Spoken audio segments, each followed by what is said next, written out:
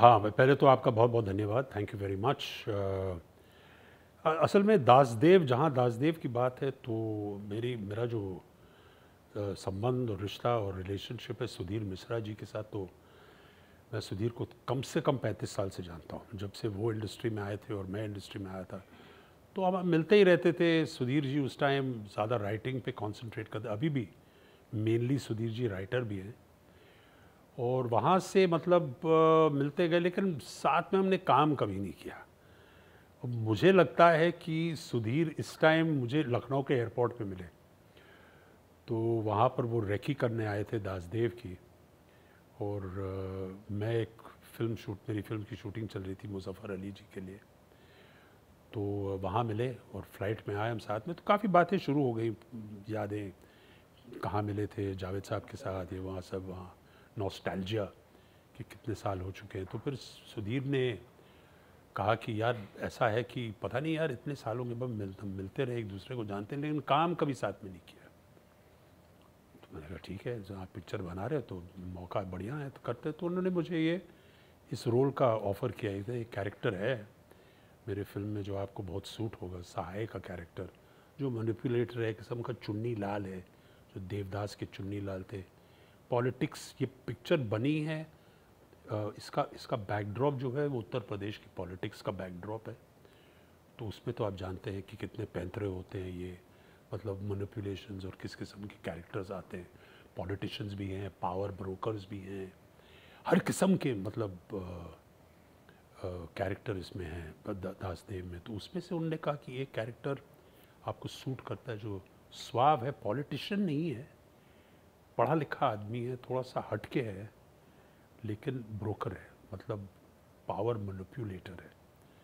तो मुझे वो अच्छा लगा। मैंने कहा ये इसका जो तेवर है, इस कैरेक्टर का जो सुर है, वो मुझे पसंद है और मैं करूँगा ज़रूर। तो वहीं से बात हो गई, पिक्चर कर दी, बन गई। Yes, it is that as a, मतलब वो उसका कैरेक्टर की आप आप कह सकते हैं कि वो कैरेक्टर की बुनियाद है, वो कैरेक्टर का बेस है। लेकिन क्या है कि वो टिपिकली वो नहीं है, ये है, इसमें शेड्स हैं, मॉडर्न शेड्स हैं। उस ज़माने से और आज की तारीख में बहुत फ़र्क, ब्रोकर्स में भी बहुत फ़र्क आ गया। किस तरीके से ब्रोक करते, किस चीज़ के लिए करते, उनके मोटिव्स क्या हैं। तो उस दृष्टिकोण से थोड़ा सा हटके भी है, लेकिन थोड़ा सा ट्रेडिशनल भी है। देखो सुधीर जी का मैं एक बात बताऊंगा, सुधीर मिश्रा जी का जो है, जो बहुत ही मतलब एक एक बहुत महत्वपूर्ण चीज़ है डायरेक्टर में, जो सुधीर जी में है, वो हर कैरेक्टर को ऐसे आर्टिस्टों को लेता है जो वो कैरेक्टर में फिट हो जाए। इसलिए क्योंकि उनको ज़्यादा एक्टिंग करवाने की का शौक़ नहीं है, वो चाहते हैं कि नेचुरली। तो असल में मुझे कपड़े पहनाए गए, सीन्स तो सुनाते, बैकग्राउंड तो हाँ वो तो होता ही है, वो तो नरेशन तो दिया सुधीर ने, लेकिन उनने मुझे कभी नहीं कहा कि दिलीप मैं तुम्हें इस तरीके से एक्टिंग करवाना चाहता हूँ, कभी नहीं।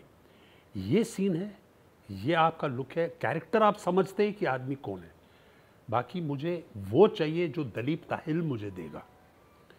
आप समझ रहे हैं, फ़र्क है उसमें, कि ये नहीं कि आप ये किस्म का कैरेक्टर बन जाइए, कोई बायोपिक नहीं है। तो उसने कहा कि जो आप इस कैरेक्टर में लाएंगे, जो टच है स्लाइटली मॉडर्न का और थोड़ा सा ट्रेडिशनल टच भी है, यही मुझे चाहिए इस कैरेक्टर में। तो कास्टिंग एक बहुत इम्पॉर्टेंट बात होती है, और जो सुधीर मिश्रा जी बहुत बढ़िया करते हैं, वो उन्हीं लोगों को पकड़ते हैं जो उसमें फिट होंगे। और उनकी फिल्में भी ऐसे होती है कि वो फ्लेवर, वो जो तेवर होता है, जो एक मतलब सुर है, तो इसलिए उनकी पिक्चर में कैरेक्टर डाइवर्स भी होते हैं और एक फिल्म में भी साथ आते हैं। और इसलिए आपको उनके कैरेक्टर्स हमेशा अलग लगते हैं, क्योंकि वो उनकी कास्टिंग ही इसी तरीके से होती है। अभी दासदेव में ऐसा है कि सुधीर मिश्रा जी तो हमेशा ऐसे ही करते हैं। यूपी के बैकग्राउंड बहुत ही कॉम्प्लेक्स कैरेक्टर्स हैं, और हर कैरेक्टर के शेड्स हैं, ग्रे शेड, ब्लैक शेड।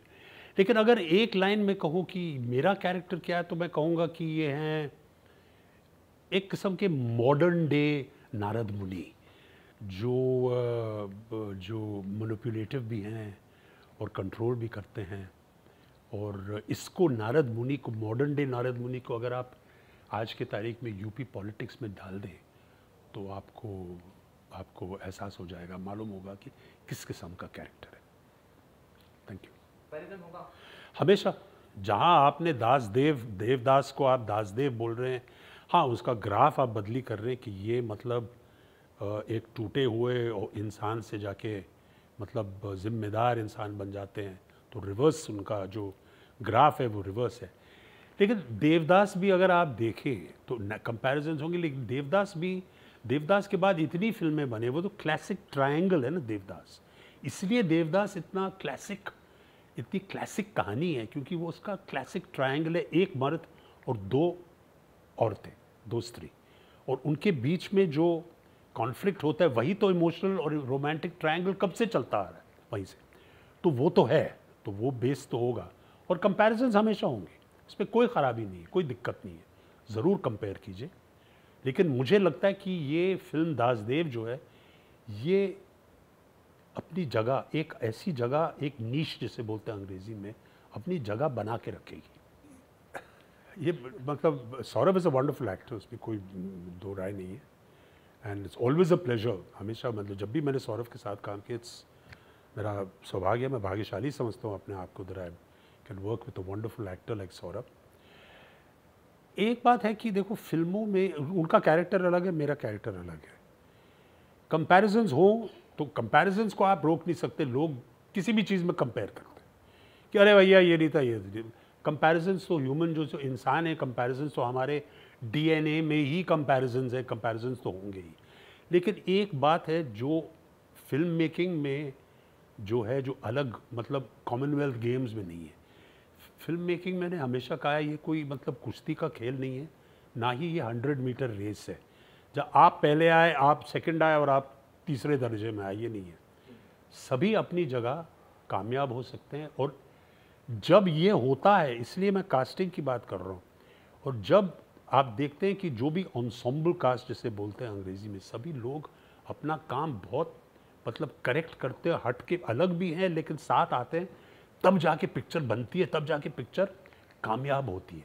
जब हर आर्टिस्ट अपनी जगह में मजबूत हो, हर आर्टिस्ट ने अपनी जगह और अपना रोल और किरदार जो है वो बिल्कुल अच्छी तरह और बारीकी और समझदारी से निभाया है ना, तो पिक्चर उभर के आती है। तो अगर कंपैरिजन्स होंगे सौरभ और मेरे बीच में, वो जो कंपेयर कर रहे हैं उनसे जाके प्रश्न पूछे क्या बात। लेकिन मैं एक बात कहूँगा कि मैंने जहाँ तक मेरा ख्याल है इस फिल्म में और बाकी फिल्मों में, जैसे आपने जिक्र किया, मैंने तो हमेशा यही कोशिश की है कि जो मेरा किरदार है वो उसे मैं पूरा समझ के, और जितनी भी मेरे में कैपेबिलिटीज़ हैं वो 110% मैं देता हूँ, और मैं देते आऊँगा। उसके बाद मैं छोड़ देता हूँ, मैं कहता हूँ भैया अभी मैंने अपनी तरफ से जो भी मेहनत करनी थी वो मैंने कर दी है, अब आप देखिए और आप कमेंट कीजिए और बताइए कि क्या लगा आपको, कैसे लगा, नहीं लगा, अच्छा लगा, बुरा लगा, वो तो ऑडियंस के हाथ में है। जब भी आप किसी किरदार पे काम करते हैं, जैसे आप दासदेव की मैं बात कर रहा हूँ, एक एक्टर को अंदर कहीं पता लगता है कि यार this is something absolutely fantastic, और ये बहुत बढ़िया है किरदार है, या कहीं while working with Sudhir Mishra, while working on the character of yours, do you got this feeling कि हाँ यार ये लोगों की नज़र में आएगा? बिल्कुल, क्योंकि जब मुझे, जैसे सुधीर जी ने कहा मुझे कि आप मेरी फिल्म, आई वॉन्ट ये कैरेक्टर है मेरी फिल्म में, तो मैं पूरी कहानी सुनता हूँ, अपने कैरेक्टर को दूर रख के, हटा के, मैं सोचता भी नहीं हूँ कि मेरा कैरेक्टर क्या है। मैं कहता हूँ मुझे ये, जैसे बच्चों को कहानी सुनाते हैं, मैंने कहा वैसे ही मुझे आप इस फिल्म की कहानी सुनाओ, क्या है ये कहानी, ये पिक्चर है क्या।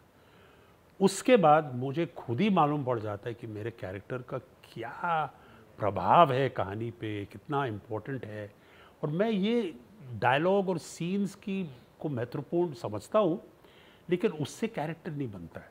कैरेक्टर मैं लेता हूँ कि अगर मेरा कैरेक्टर इस पिक्चर में नहीं है तो ये पिक्चर बन नहीं सकती है। मैं उसी हिसाब से जाता हूँ कि ये ऐसी कड़ी होनी चाहिए पिक्चर में जिसके बगैर मतलब वो चेन ही टूट जाए, तो वो मैं देख के जाता हूँ। और डेफिनेटली दासदेव में और ऑल फिल्मों में भी मैंने कोशिश किया, लेकिन कभी कभार एडिटिंग और डायरेक्टर की दृष्टि से मतलब चीज़ें बदल जाती हैं, लेकिन इसमें और कई फिल्मों में, जैसे आपने जिक्र किया क़यामत से क़यामत तक में भी, बाजीगर में पूरी कहानी मैंने सुनी। अब्बास मस्तान भाई ने मुझे पूरी कहानी बताई कि ये आपका कैरेक्टर और ये जो है ये आप है।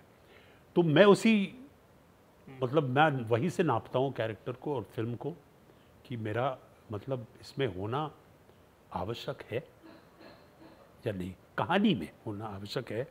इस कैरेक्टर, अगर ये कैरेक्टर निकाला जाए और आपको मालूम भी नहीं पड़े, कहानी को कोई फ़र्क भी ना हो, तो वो कैरेक्टर थैंक यू मैं नहीं करता हूँ। मेरे साथ अभी ऐसा है कि मुझे वेब सीरीज़ के बहुत ऑफ़र्स आए हैं और मुझे वेब सीरीज़ का तो जैसे बोलते हैं ना कि it's like breath of fresh है, मतलब एक मतलब ताज़े सांस की मतलब एहसास हो रही है कि वेब सीरीज़ में हुआ क्या है कि क्योंकि वेब सीरीज़ का प्लेटफॉर्म आपका मोबाइल फ़ोन है या आपका लैपटॉप है, इंडिविजुअल चीज़ है। इसमें क्या है कि अभी जिस तरीके से कैरेक्टर्स को बनाया जा रहा है, जिस तरीके से लिखे जा रहे कैरेक्टर्स, जो बारीकियां हैं वो सिनेमा में हम कर नहीं पाए हैं क्योंकि सेंसर बोर्ड हमारे पीछे पड़ जाता है। ये नहीं दिखा सकते, ये कह नहीं सकते आप। सबसे महत्वपूर्ण मेरे लिए ये एज एन आर्टिस्ट कि अभी जिस ज़ुबान से मैं बात कर रहा हूँ या जो कैरेक्टर बात कर रहे हैं वेब सीरीज़ में, वो हट के है।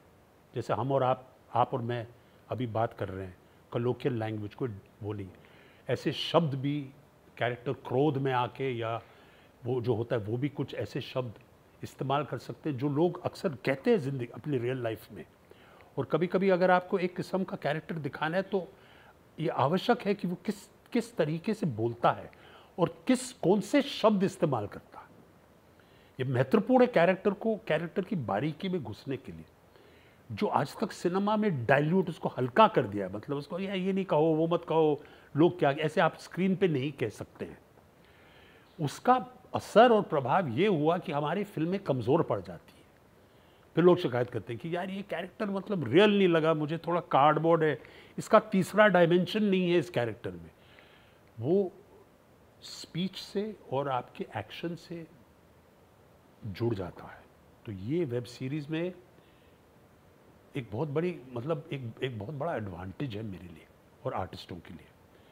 और बाकी उसके अलावा कुछ फिल्में भी हैं जो बातचीत चल रही है अभी, और टीवी की भी बात चल रही है। इसके पहले मैंने सिया के राम किया, तो अभी मेरा ग्राफ ज़्यादातर के टीवी और वेब सीरीज़ में जा रहा हूँ। मैं बहुत खुश हूँ, फीचर्स भी करता हूँ भैया, अपना काम है, मैं एक्टर हूँ। जब सिंगल स्क्रीन था तो सिंगल स्क्रीन पे भी भगवान की दया से और मतलब लोगों की मोहब्बत से मैंने बिग स्क्रीन पे भी, सिंगल स्क्रीन पे भी काम किया है, टीवी भी किया है मैंने, भाग्यशाली हूँ मैं। बुनियाद की मैंने, बाकी भी सीरीज़ किया, अभी सिया के राम किया, और अब वेब सीरीज़ भी कर रहा हूँ। तो इससे ज़्यादा थिएटर भी करता हूँ मैं, बहुत मतलब काफ़ी थिएटर करता हूँ मैं, बड़ा बैकग्राउंड है। तब इससे ज़्यादा मैं क्या मांग सकता हूँ। बहुत आभार व्यक्त करता हूँ। सिर्फ मैं शुक्रगुज़ार हूँ। अभी 40 साल हो गए मुझे फिल्म इंडस्ट्री में।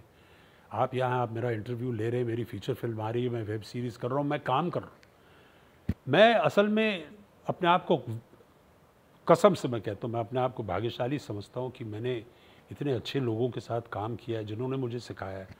मुझे दर्शकों, ऑडियंस का प्यार मिला है, उन्होंने मुझे इज़्ज़त दी है, तो मैं उसका शुक्रगुज़ार हूँ। मैं इतना कहूँगा कि बहुत बहुत धन्यवाद, और मैं अपनी तरफ से काम करते ही रहूँगा। देखते हैं आगे कैसे होता है, क्या होता है।